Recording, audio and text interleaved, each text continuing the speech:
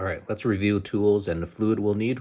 We need HCF2 CVT fluid. You need 5 liters of it. You need a 17 millimeter socket with a 3/8 inch ratchet. So the socket has to be a 3/8 inch as well. And I'm holding a basic one here.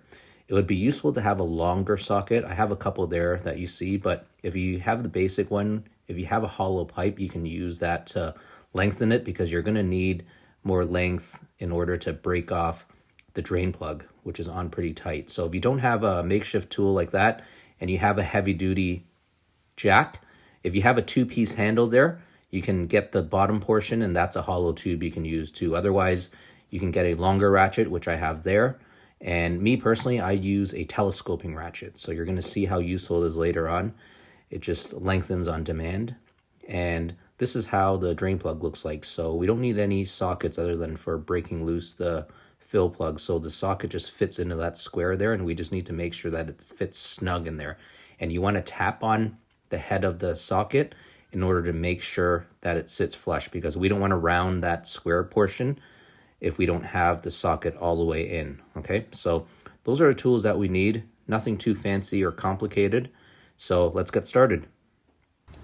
So the first thing we need to make sure that we could do is to remove what we call the check plug. So from the top of the engine there, I'm just going to zoom in a little bit, sorry. Right there, that little bolt there where I'm pointing at. So that's the check plug. We need to make sure that we can remove that first before we drain the fluid, okay? It's very, very important. So we use our 17 millimeter socket with our 3/8 inch ratchet, and you can see here, I'm using my telescoping ratchet just to get the length on demand so I can break it loose. So it's on pretty tight.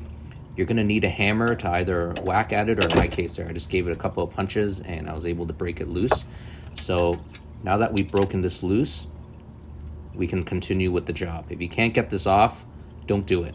You'll have to bring it to a professional. So you get this check plug off, and once you get that off, you have to use a pair of long pliers to reach at the fill plug, okay?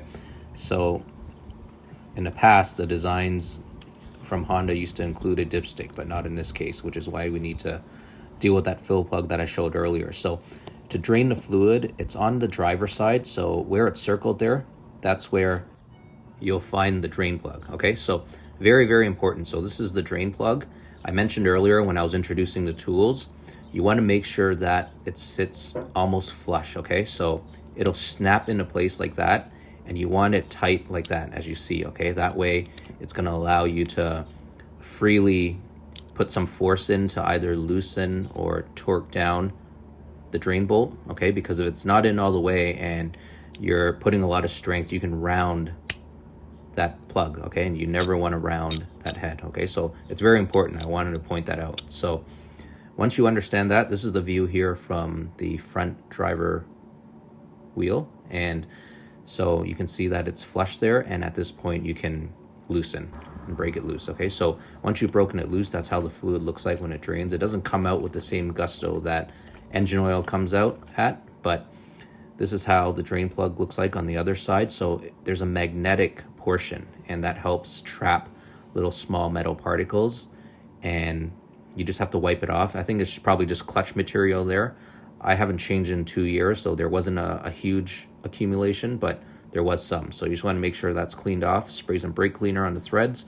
And then there are 2 washers you'll need from Honda. So there's a big one and a small one. The big one's for the check plug, and the small one is for the drain plug. So I drained out 4 quarts here, and I like to see how much came out, just so it gives me a guide as to how much fluid I'm going to need to put back in, okay? So that's why I mentioned earlier, you need 5 liters of fluid for safety. So interesting point, I started with a clean pan, and now that I've drained all the fluid, I just want to show you that there's a lot of little metal particles and dirt in the fluid, okay? The filter catches it, but that's why it's good to change the fluid every couple years. So you need a big long BBC funnel, 18 inches I've got here, and this one that I have happens to fit perfectly. So you just have to line it into the fill hole, and like I said, it's just right.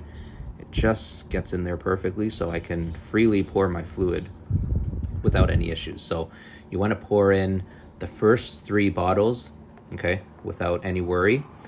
And once you get to the fourth bottle, that's when you have to start pouring and watching the check hole there, okay? You want to see that fluid starts dribbling, and once it starts dribbling, we've reached a level where we can close off this check plug. And so you just have to put it back in place and just tighten it snugly. You don't have to torque it down yet because we're gonna have to check a second time, okay? So once you've done that, you gotta go into the vehicle, you gotta start up the engine, and then what you wanna do is you wanna go through each of the gears from park slowly, okay? Just so the transmission has time to react. So all the way to drive, you don't have to go all the way to S and L, but once you're at drive, you go back to neutral. Okay, give it some time, as you see there, okay? Back in reverse, and then into park, okay? And then shut off the engine, and now we have to check the fluid level again, okay? So check this out. So I'm gonna break this loose again, and once we get the check plug off, I wanna make the very important point. You'll notice that once I remove this plug, nothing comes out, okay? Because the fluid got distributed when we were moving the shifter. So now we have to add more fluid to dial in the levels, okay? So again, you got to add more fluid, and you want to watch and keep adding until the fluid dribbles out again, okay? So once it dribbles out this second time, our fluid level is good now. So now you could close up that check hole with your check plug, okay? So you can get it in place, and then it helps to use a bit of brake cleaner that I'm spraying here. It helps to clean off the residue that builds up due to the draining of the fluid. So this is a very annoying step. I wish Honda used a dipstick instead. So once you've cleaned it off, you can torque it down. Okay, you don't need a fancy torque wrench. Just you can see what I'm doing there. Just get it snug, and then just give it a good twist, holding the end of the ratchet. And then that's it. And then you put in your fill plug with the long pliers. And once you get it in place, you just want to make sure it presses down, and then visually inspect to make sure that it's sitting flush. And if it's sitting flush, that's it. You're done. You've changed your CVT fluid.